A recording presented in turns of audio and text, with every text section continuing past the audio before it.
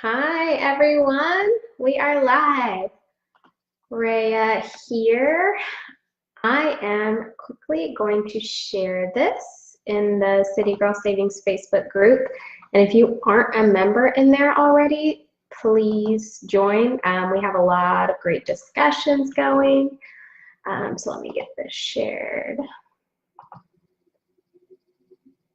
Okay, cool. All right, so I am excited to talk about this topic because it impacts so many people who have debt.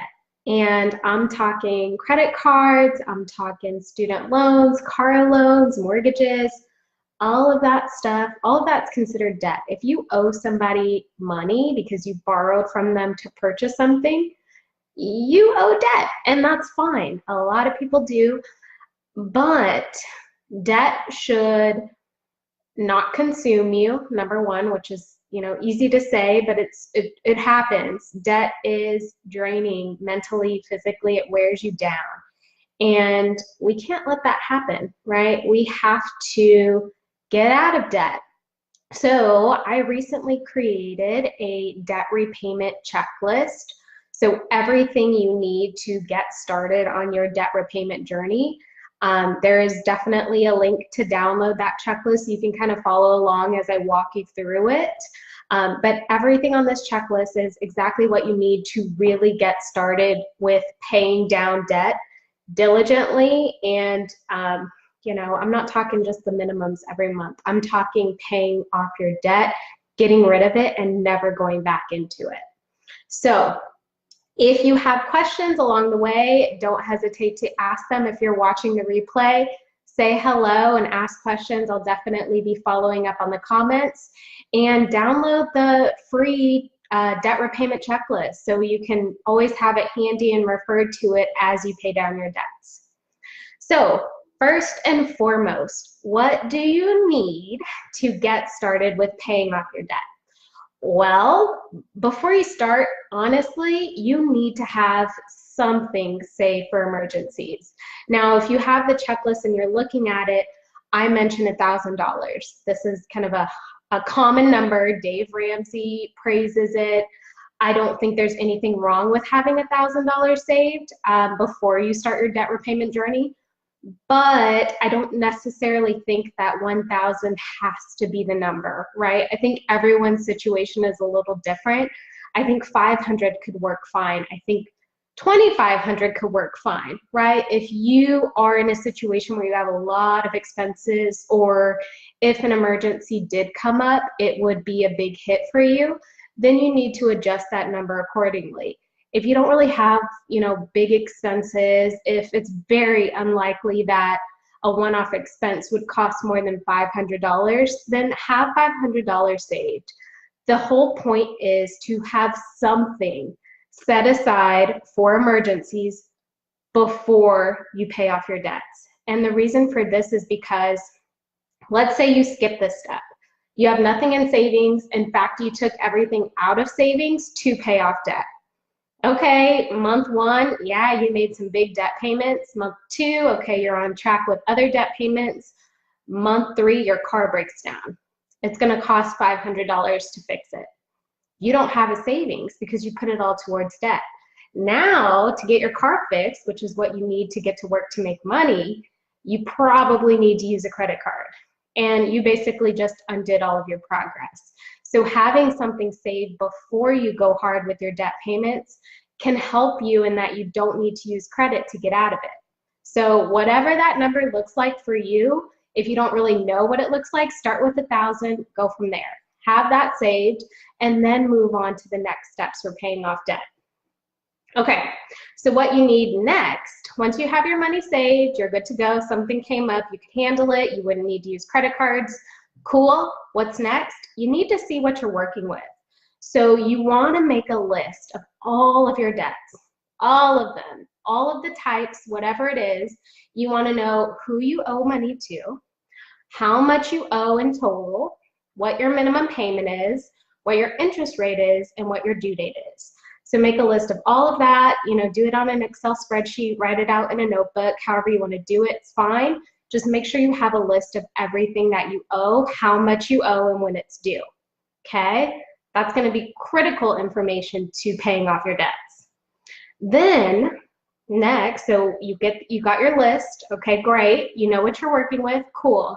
Next, you want to create a budget and be realistic for your situation. What money do you have coming in? What money do you have going out? And what's left over? If nothing is left over, how do you expect to make larger debt payments? You have to cut back somewhere, or you have to make more money. If you have a nice chunk of change left over after all of your bills and expenses are covered, great. Make sure you allocate a little bit of money for some discretionary spending. And discretionary means, fun spending, stuff you like to do. Don't go overboard, please, but give yourself a little bit, right? Life is too short not to enjoy yourself in moderation, but also too, you don't want to deprive yourself for months and months and months, and then all of a sudden say, I don't care, and go spend all of your money. You don't want to do that. So give yourself a little every month to enjoy yourself, and what's left over after that should go towards debt. So next, you've created your budget, you know what you're working with, you know if you need to make more money or stop spending money, you know all of that information. Now it's time to determine how much extra you can put towards your debt payments. So you know what your minimum payments are. Let's say between all of your credit cards, we're just doing credit cards right now. Between all of your credit cards, your minimum payments total $500 a month. Based on your budget, your other bills and expenses, a little bit of fun spending, you should have $200 left over. So that means you should be able to pay $700 a month instead of $500, which is just the minimum. So you have $200 more to put towards your debts. That's excellent. That's great.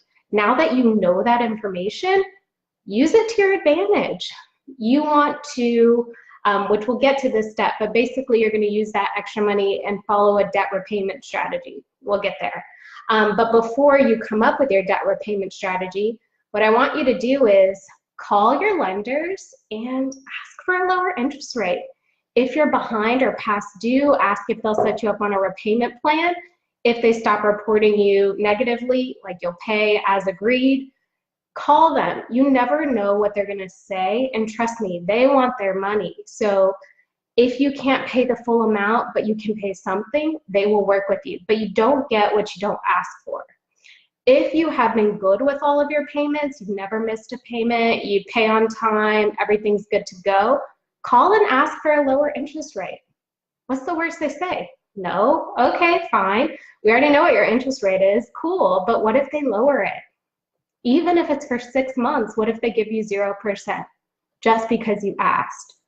So definitely call your lenders, see what they can do for you, if anything.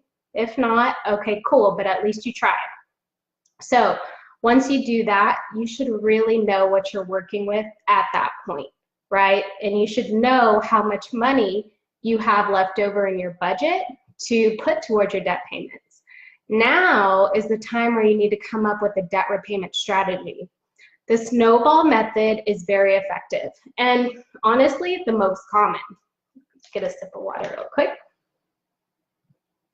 So the snowball method basically says you have two options. You can take the card with the lowest balance or take the card with the highest interest rate, put all extra money towards that card while paying the minimums on everything else, okay? We can't skip everything else.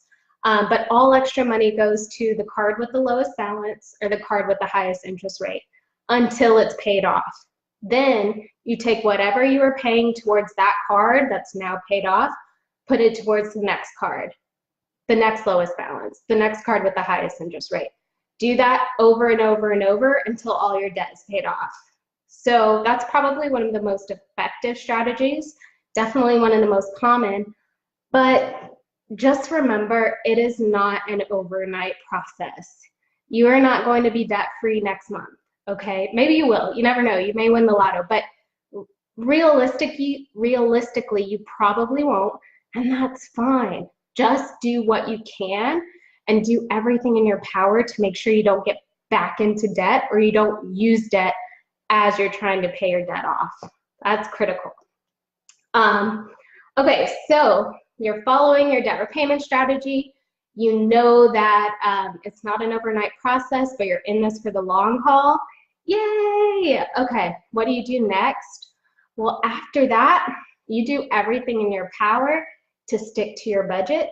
You do everything in your power to make more money, pay your debt off faster.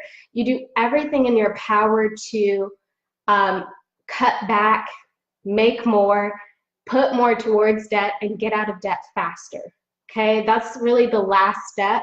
What can you do? Make a challenge with yourself. Like, have fun with it. Go Uber. Start a side hustle that doesn't cost you money up front. Do something to bring in more money so you can pay your debt off faster. Okay, anything you can do to get out of debt as quickly as possible, definitely do it.